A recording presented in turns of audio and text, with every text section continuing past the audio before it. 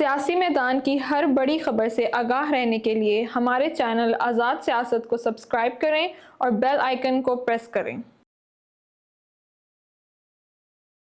खबरें तो बहुत हैं, लेकिन आज एक अहम खबर जो हमारे तमाम ज़राए अबलाग पे चल रही है वो ये है कि आपको याद होगा कि पिछली बार अमरीकी अरकान कांग्रेस 62 अफराद ने सदर बाइडन को ख़त लिखा कि जी पाकिस्तान में इंसानी हुकूक का बहुत मसला है, इलेक्शंस ठीक नहीं हुए और इमरान खान जो है उनके साथ ज़्यादती हो रही है। तो उसके जवाब में ख़त का जवाब जो है वो आज ये ब्रेक हुआ है। पाकिस्तान के 162 उनके 62 थे, हमारे 160 है। नहीं, हमारे 160 है। हमने 107 और लगा दिया। हाँ, हमारे 136 जो है वो अरकान कौमी असम्बली है और 24 जो है वो सेनेटर्स हैं। लेकिन इसमें हुकूमत के सारे लोग हो गए ना इसमें तकरीबन। हाँ, हुकूमत और उसके इत्तेहादी और इवन JUI सरकारी तौर पर तो अपोजिशन में है ना अभी भी, तो JUI के लोग भी हैं, उनके अरकान असम्बली भी हैं, बाप के भी हैं, मुस्लिम लीग नून है, MQM है। तो बुनियादी तौर पर उन्होंने लिखा है कि जी ये जो ख़त सदर बाइडन को लिखा गया था वो उसमें जो इल्ज़ामात हैं वो ठीक नहीं है, क्योंकि ये जो जमात है ये जमहूरियत पसंद भी नहीं है, इनकी तारीख़ जो है वो तशद्दुद से भरी हुई है और इन्होंने पहले भी किसी इंतखाबात को नहीं माना। 2008 के इंतखाबात से तो ये भागे हुए थे, लेकिन 2013 के इंतखाबात को कहा कि जी इसमें धांधली हुई है, जिसको बुनियाद बनाकर 2014 में धरना किया।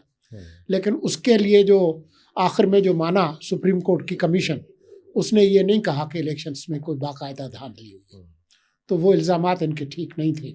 तो इसी तरह से ये जो फरवरी 2024 के जो इंतखाबात हैं उस पर जो उन्होंने सवाल उठाए हैं वो ठीक नहीं है, इनमें सेहत नहीं है।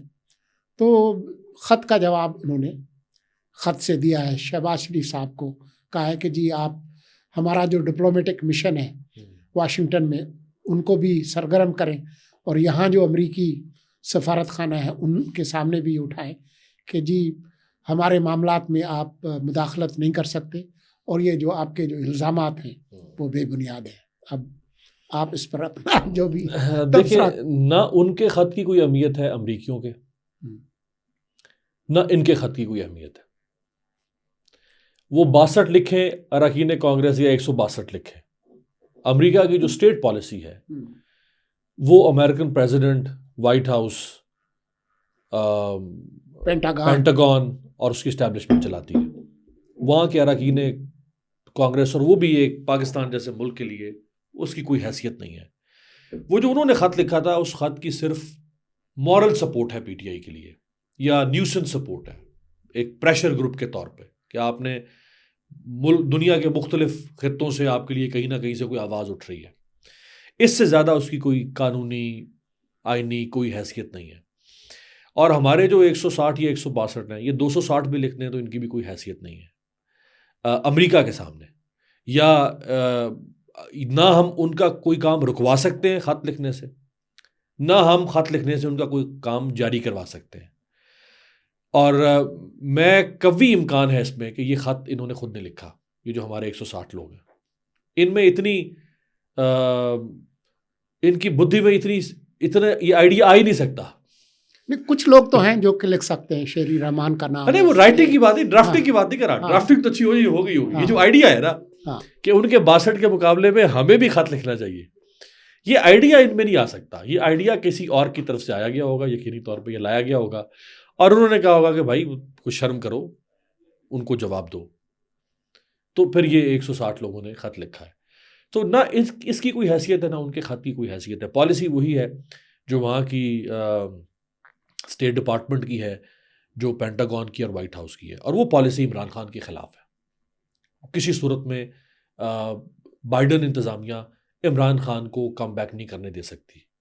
अब अगर वहाँ पे 5 नवंबर को जो तब्दीली अगर कोई आती है तो शायद उसका कोई असर हो सके, वरना और अगर इवन कैमला हैरिस भी आ जाती हैं, इवन देन मैं समझता हूँ कि ये जो पॉलिसी जो बाइडन इंतज़ामिया की थी, वो पॉलिसी उसमें लचक आएगी, उसमें नरमी आएगी। इस हद तक ये नहीं चल सकेगा मामला। आज मैं वो आतिफ खान का एक ट्वीट भी देख रहा था अमेरिका से, जी, जिसमें उन्होंने ट्रंप की जो बहू लारा और जो ट्रंप फैमिली है और उसके हवाले से तस्वीरें लगा के ये तासुर देने की कोशिश की है कि ट्रंप साहब बड़े परेशान हैं खान साहब के बारे में, और बस जैसे ही वो आते हैं तो उसके बाद उन्होंने फ़ोन उठाकर जो है वो कहना है कि जल्दी से खान साहब को रिहा कर दें।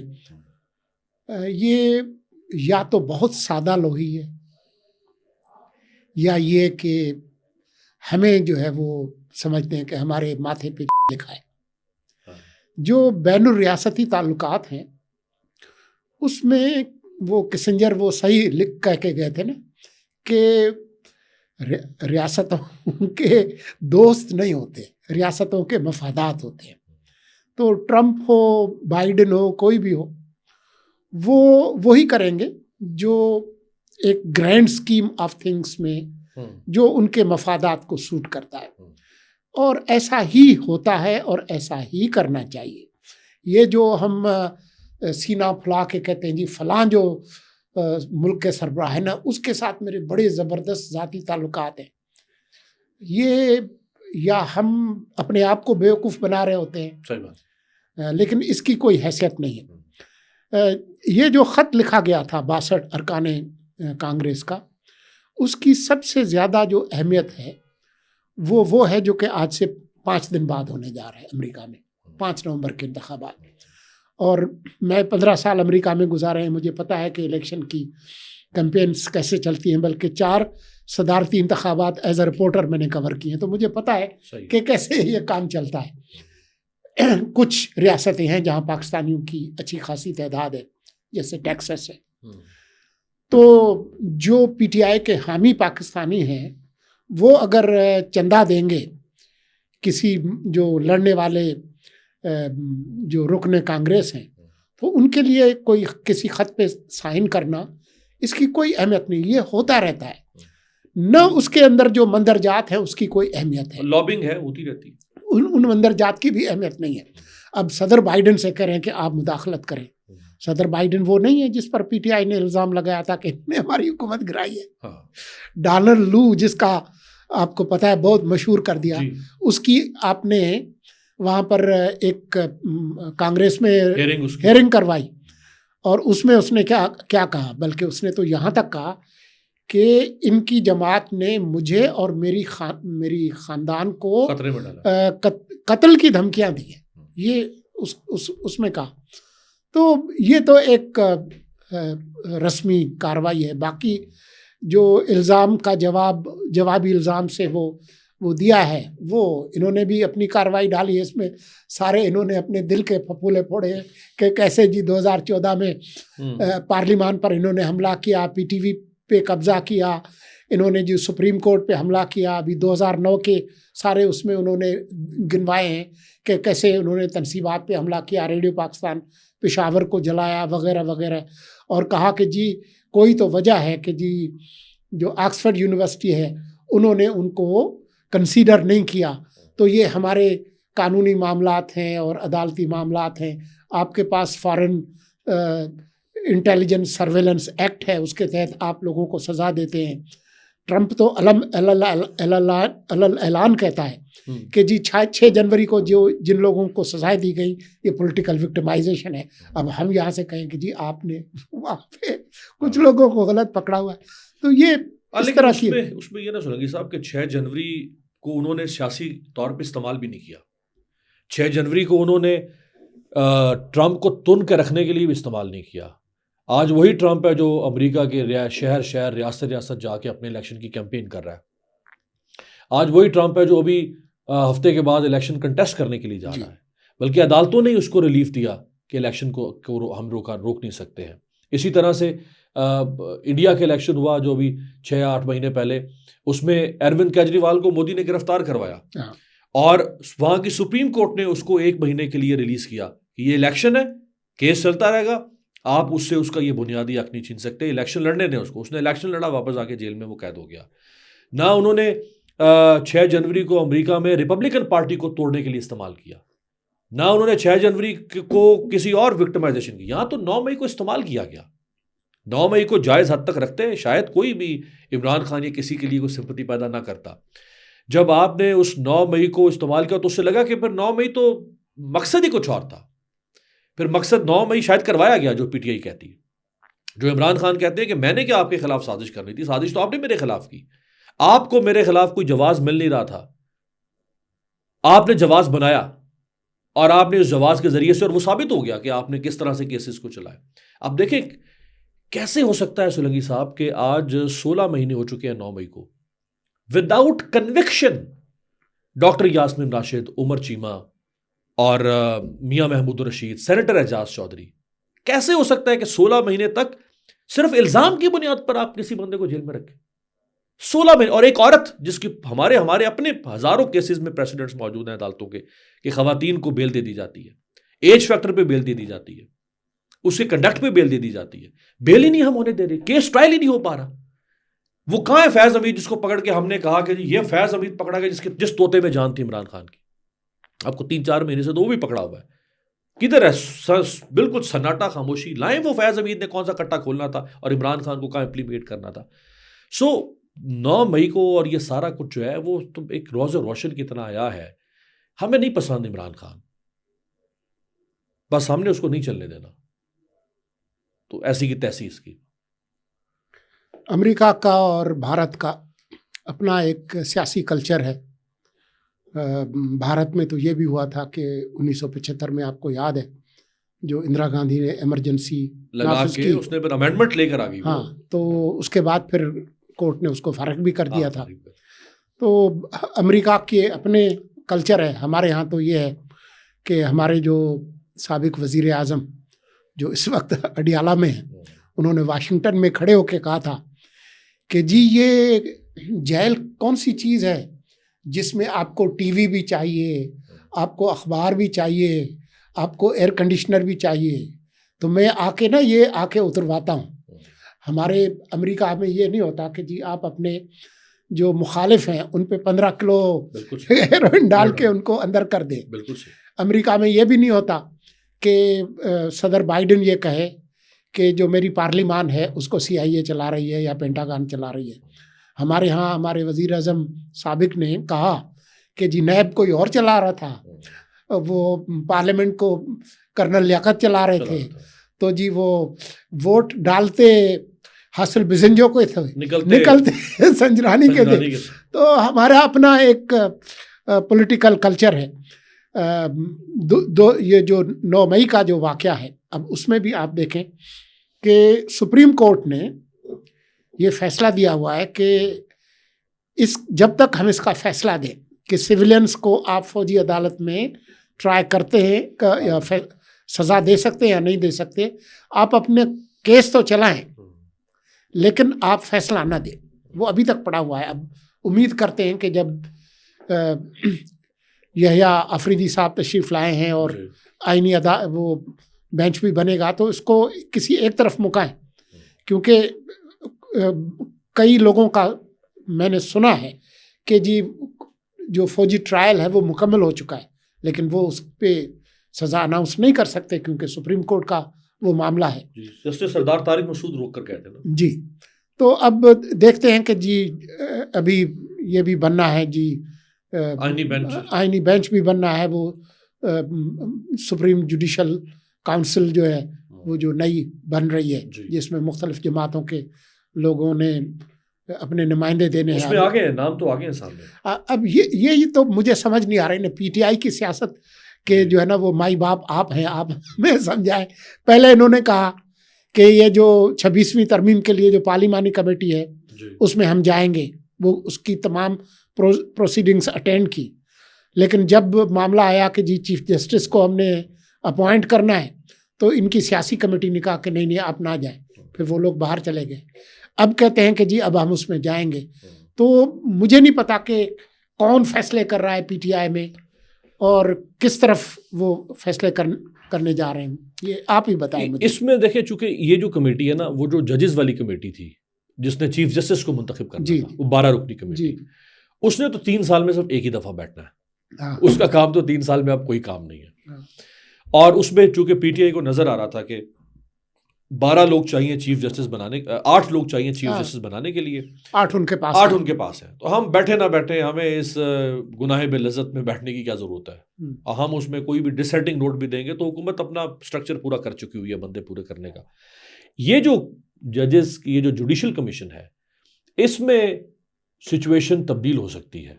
अगरचे हुकूमत के पास 7 लोग हैं 13 में से, सिंपल मेजॉरिटी हुकूमत के पास है, और हो सकता है वो जो 7वां वोट है वो इधर का इधर भी जा सकता है। तो वो स्विंग स्टेट्स की तरह ना, वो एक स्विंग वोट है बीच में। इसलिए अगर ये इसको बायकॉट करते हैं इनके 2 लोग, तो फिर आप तो बिल्कुल खुला हुकूमत को छूट दे रहे हैं ना कि वो अपना हिसाब पूरा कर ले।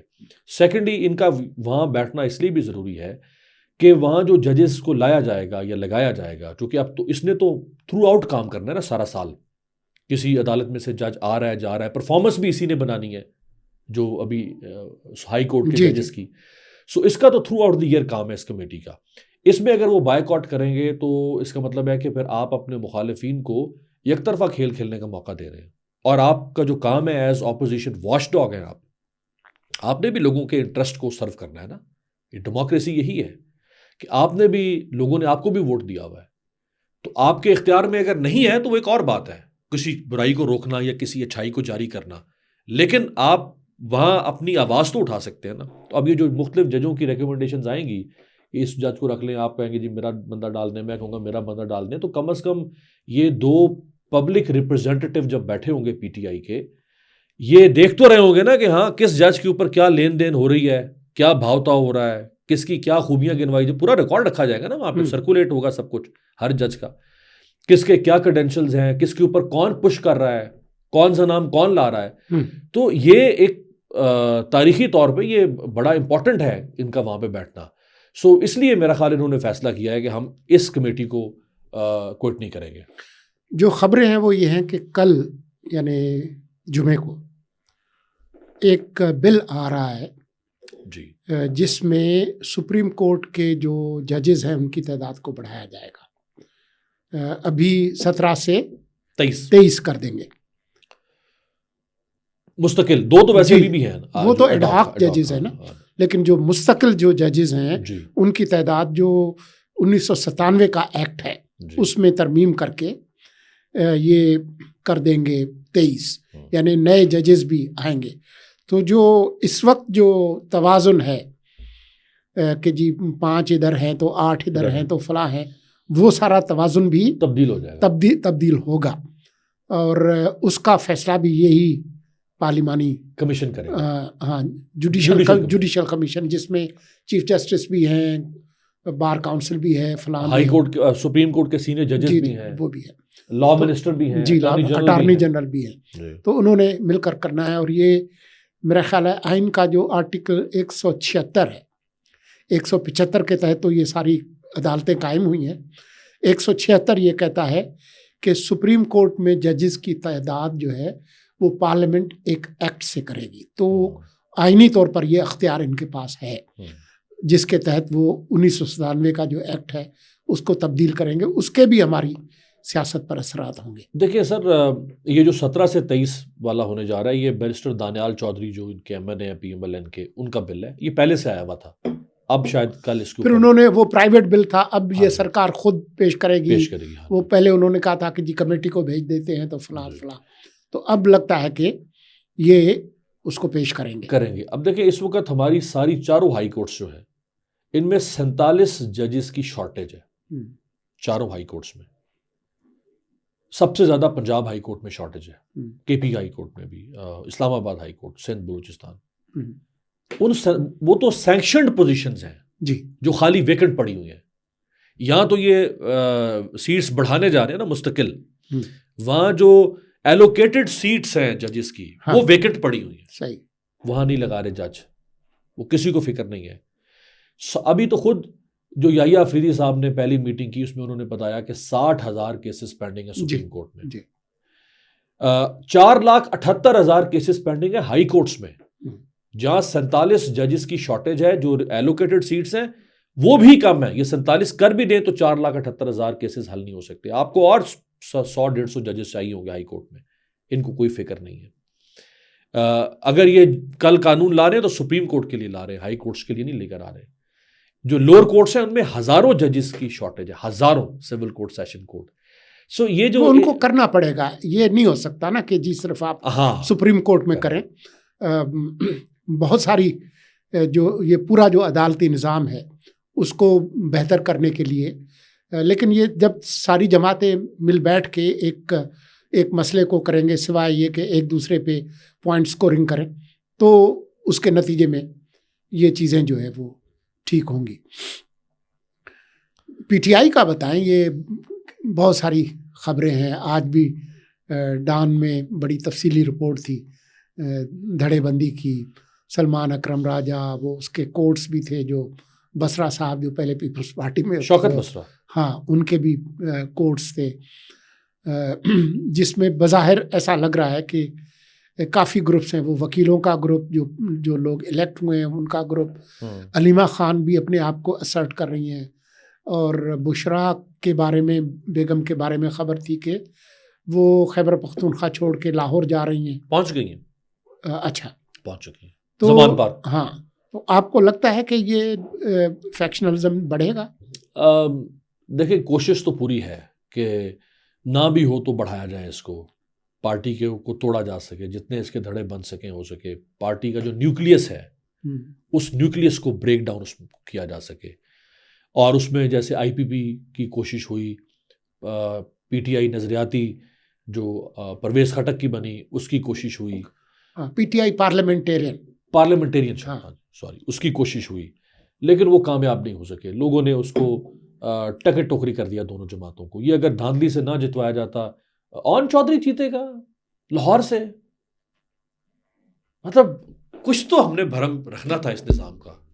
ठीक है, इस मुल्क में अंधेर नगरी है, लुट मची हुई है, किसी की कोई औकात नहीं है, जो फैसला साज है वो जिस तरह चाहें। लेकिन राना सनाउल्लाह हार गए, ख्वाजा साद रफीक हार गए, ख्वाजा देखे ना, ख्वाजा जावेद लतीफ हार गए। ख्वाजा साद रफीक ने तो ग्रेसफुली कहा कि जो ऑफर की जा रही थी, खैबर पख्तूनख्वा में 2/3 अक्सरियत लेकर आ गए। तो कम से कम कोई किसी क्रेडिबल नाम को, जिनको पार्लियामान में, जो ये हमारा ये दिमाग है कौम का पार्लियामेंट, ये कौम के चुनीदा, कौम के बेहतरीन दिमाग मुंतखब करके यहाँ भेजे जाते हैं, उनमें आप कैसे लोगों को बिठा रहे हैं? फैसल बाडा, किस तरह से आप ये ऑन चौधरी, इस मुल्क में क्या फिर क्या क्रेडिबिलिटी रह जाएगी, क्या इंटेग्रिटी रह जाएगी? एक शख्स के बुक्स में इतना तो ना बर्बादी फैलाए ना। मैं तो कहता हूं कि उस शख्स से जान छुड़वा दें यार, कुछ लगी साहब, मैं हाथ जोड़ूं, इमरान खान से कोई जान नहीं हमारी छुड़वा सकते। उसकी बुक्स में सारा सत्यानाश तो ना। मेरे तो ख्याल में जब वो बोलते हैं जी, तो वो अपना ही नुकसान करते हैं। जो खान साहब के जो बयानात हैं जी, वो अगर उसकी मैं एक से एक आपको बताना शुरू करूं तो मेरे ख्याल में उसका बहुत अच्छी तरह से जवाब दिया जा सकता है, और जवाब दिया गया है।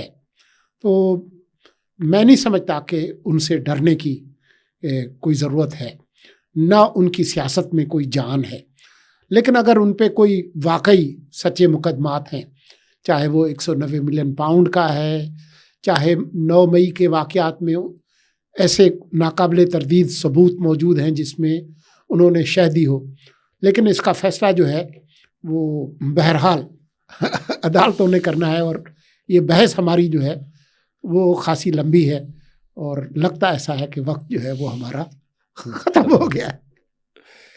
तो मेरे ख्याल में हम आज अपनी इस गुफ्तगू को यहीं पर ख़त्म करते हैं। पीर को इंशाल्लाह मुलाकात होगी।